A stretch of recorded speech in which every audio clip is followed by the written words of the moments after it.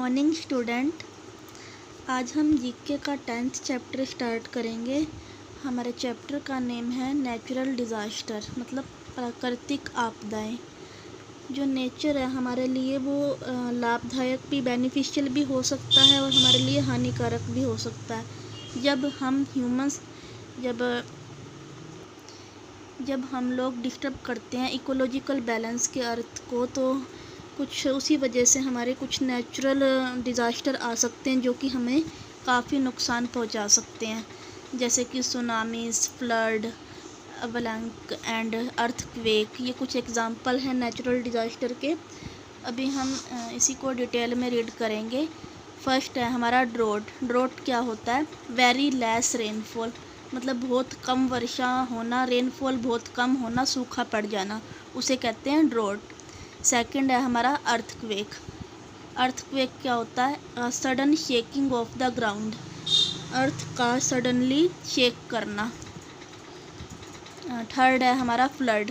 A lot of water covering the land, मतलब बहुत ज़्यादा वाटर इकट्ठा हो जाना जिससे लैंड कवर हो जाए, वो होता है flood.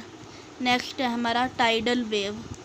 A very large wave in the sea, कि समुंदर में बहुत ज़्यादा ऊंची ऊंची लहरें उठना, which cause destruction when it reach the land, जिसकी वजह से हमारी धरती पे, हमारी अर्थ पर काफ़ी नुकसान हो। नेक्स्ट है typhoon.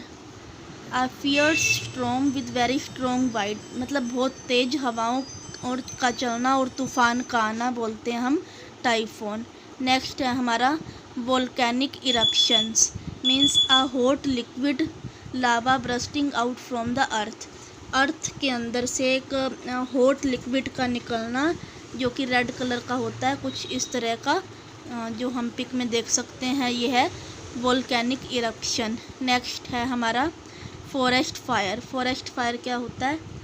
Unwanted fire that spread quickly in the forest, कि जंगल में एक अनवांटेड अचानक से किसी आग का लग जाना, फायर का लग जाना, इसे हम बोलते हैं forest fire. Next and last one is cyclone. Cyclone क्या होता है? Strong waves wind coming in a circular form, कि सर्कुलर फॉर्म में गोल गोल घूमती हुई काफ़ी तेज़ हवाओं का चलना, तूफान का आना, और कोस्टल एरिया को अगर वो हिट करती है, मतलब भूमध्य सागर के पास जो एरियाज़ हैं उनको हिट करती है, जो सर्कुलर फॉर्म में चलती हुई हवाएं, उसको बोलते हैं हम cyclone. Next chapter, next 11th chapter का नेम है हमारा pollution and its type. In simple words, any act or process of making the air, water, soil etcetera, जैसे कि एयर, वाटर, सॉइल, ये सभी किसी न किसी तरह से अगर डर्टी हो जाते हैं जो कि हम ह्यूमंस के लिए सूटेबल नहीं होते, उसको हम कहते हैं पोल्यूशन। पोल्यूटेंट क्या होता है? पोल्यूटेंट वो सब्सटेंस होते हैं जो कि हमारे इन्वायरमेंट को ख़राब करते हैं, उसकी ब्यूटी को ख़राब करते हैं। 4 टाइप्स के हमारे पास जनरली पोल्यूशन है: air pollution, water pollution, land pollution and noise pollution. First one is air pollution. जिस हवा में हम सांस लेते हैं वो भी हमारे लिए हार्मफुल हो सकती है। कब हार्मफुल हो सकती है? जब हवा में, एयर के अंदर क्या रिलीज़ हो? इंडस्ट्रियल स्मोक, जैसे कि कुछ फैक्ट्रियों से जो धुआं निकलता है वो हवा में मिल जाए, और व्हीकल से जो धुआं निकलता है, या कुछ गार्बेज वगैरह हम बर्न करते हैं, या ओपन में डेड प्लांट्स वगैरह होते हैं, उस वजह से हमारी जो एयर है वो डर्टी हो जाती है, जिसको हम एयर पोल्यूशन कहते हैं। एयर पोल्यूशन की वजह से काफ़ी डिसीज़ भी फैल सकती हैं, जैसे कि cancer, asthma, skin and other respiratory disorder, ये सब एयर पोल्यूशन की वजह से हो सकती हैं ये डिसीज़। नेक्स्ट है हमारा water pollution. When industrial and household waste and sewage etcetera are release into water body, जब इंडस्ट्रियल का वेस्ट या हमारे घरों में जो वेस्ट बचता है, या सीवरेज वगैरह, ये सब वाटर बॉडीज़ में, जैसे कि लेक्स में, रिवर्स में, सी या ओशियन में मिलता है, तो इनका जो वाटर होता है वो ख़राब हो जाता है। तो जिससे वाटर पोल्यूशन होता है, जो कि हमारे लिए काफ़ी हार्मफुल है। और जो एनिमल्स वाटर में रहते हैं उनके लिए भी ये काफ़ी हार्मफुल होता है, जिसकी वजह से एसिड रेन होती है। कौन कौन सी डिसीज़ेस फैल सकती हैं वाटर पोल्यूशन की वजह से? वो है jaundice, typhoid etcetera. Next is land pollution.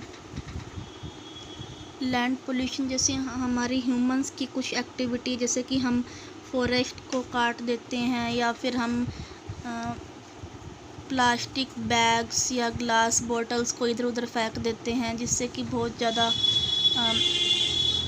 जो हमारी अर्थ है वो ख़राब हो जाती है, जिससे लैंड पोल्यूशन होता है। जैसे हम अननेचुरल वे से खेती करते हैं, कुछ खेती करने के लिए हम कुछ यूज करते हैं, जैसे कि कुछ केमिकल वगैरह डालते हैं, जिससे लैंड की जो फर्टिलाइजेशन कैपेसिटी होती है वो कम होती है। और लैंड पोल्यूशन की वजह से क्या क्या डिसीज़ हो सकती हैं? कुछ हार्ट डिसीज़ हो सकती हैं, जैसे कि कैंसर, नॉइज़ पोल्यूशन। कुछ ऐसी साउंड जो हमें अच्छी नहीं लगती, जो हमारे ईयर ड्रम्स मतलब जो कान के पर्दे होते हैं उन पे बुरा प्रभाव डालती है, उसको हम कहते हैं नॉइज़ पोल्यूशन। ये हमारे लिए इतनी डेंजरस नहीं है, लेकिन इससे नॉइज़ पोल्यूशन होता है, जो कि जिसकी वजह से हमें कुछ हेल्थ इश्यूज़ हो सकते हैं। जैसे कि कुछ वॉइस जो है व्हीकल से आती है, लाउड स्पीकर या कुछ हैवी मशीन्स की जो साउंड होती है, वो सब नॉइज़ पोल्यूशन के एग्जांपल हैं। Get rid of them. Cross the things that can pollute. हमें कुछ पिक्चर्स दिखाई गई हैं, हमें क्रॉस का टिक लगाना है जिसकी वजह से पोल्यूशन होता है, और टिक लगाना है जिसकी वजह से हम इन्वायरमेंट को सेव कर सकते हैं। जैसे कि एक डीजल है, इसमें क्रॉस आएगा, plucking flowers cross, loudspeaker cross, garbage cross, use of jute bag tick आ जाएगा, जिससे कि हम सेव कर सकते हैं, कुछ नुकसान नहीं होता। बाईसाइकिल टिक आएगा, प्लास्टिक बोतल cross, and grow trees is tick. हमारा 12th चैप्टर है कंजर्वेशन ऑफ इन्वायरमेंट। मतलब कि हम अपने इन्वायरमेंट को कैसे सेव कर सकते हैं। जैसा कि आज के टाइम में बहुत ज़्यादा पॉपुलेशन बढ़ रही है, जिससे कि हमारी जो मदर लैंड है, हमारी धरती माता है, उस पर काफ़ी बोझ हो गया है। जैसा कि हम अपना मकान बनाने के लिए या और किसी काम के लिए हम जंगल वगैरह को काट रहे हैं, ठीक है। अगर हमें पेड़ काटने पड़ रहे हैं तो जिससे हमारी जो इन्वायरमेंट है वो पोल्यूट होता है, मतलब हमारा इन्वायरमेंट ख़राब होता है। तो हम ऐसा क्या कर सकते हैं कि हमारा जो इन्वायरमेंट है उसको हम सेव कर सकें। तो हमारे पास कुछ पॉइंट्स हैं, मतलब हम एक स्मॉल रोल प्ले कर सकते हैं अपने इन्वायरमेंट को चेंज करने के लिए। हम कुछ छोटी छोटी बातों पर ध्यान दे सकते हैं, जिससे हम अपने इन्वायरमेंट को सेव कर सकते हैं। जैसे कि फर्स्ट पॉइंट है, we can help to cut down on the amount of waste we throw away by learning to recycle it. जैसे कि हम कुछ वेस्ट है, हम उसको वैसे ही बाहर फेंक देते हैं। अगर हो सके तो हमें उसको रिसाइकिल करके फेंकना चाहिए, ताकि उसका कुछ नुकसान ना हो हमारे इन्वायरमेंट पर। We can save water by not letting the tap flow unnecessary. जैसे कि हम वाटर यूज करते हैं, हमें अननेसेसरी वाटर टैप खुली नहीं छोड़नी चाहिए, जिससे कि वाटर का नुकसान ना हो। We can conserve electricity by unplugging the unused appliance. जैसे कि अगर हम कुछ फ़ैन या बल्ब वगैरह लाइट यूज नहीं कर रहे तो हमें स्विच ऑफ कर देना चाहिए, ताकि हम इलेक्ट्रिसिटी को सेव कर सकें। हमें एसी का यूज कम से कम करना चाहिए, क्योंकि एसी की वजह से जो ओजोन लेयर है हमारे इन्वायरमेंट में वो ख़त्म हो रही है धीरे धीरे।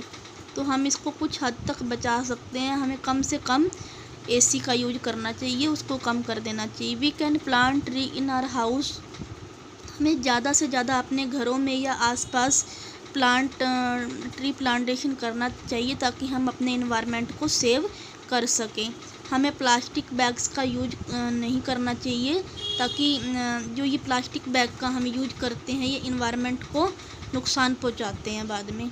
To preserve tree we should not waste paper.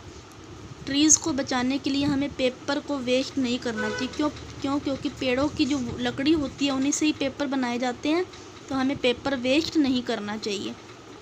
CFC release bye automobile से जो CFC गैस निकलती है जिसकी वजह से ग्लोबल वार्मिंग होती है, तो हमें इसका कम से कम यूज करना चाहिए ऑटोमोबाइल्स का। शॉर्ट डिस्टेंस के लिए हमें साइकिल्स का यूज करना चाहिए, मोटर व्हीकल का यूज नहीं करना चाहिए। तो ये सब छोटे छोटे पॉइंट्स हैं, इस पर हम ध्यान दे के काफ़ी हद तक अपने इन्वायरमेंट को सेव कर सकते हैं। नेक्स्ट है 13 चैप्टर हमारा नेचुरल रिसोर्सेज। नेचुरल रिसोर्सेज वो रिसोर्स होते हैं जो ह्यूमन ने नहीं बनाए, हमने नहीं बनाए, जिसको नेचर ने हमें खुद प्रोवाइड किया है। जैसे कि water, air, would, sunlight, minerals, ये नेचर ने हमें खुद प्रोवाइड किया है, ये मैन मेड नहीं है।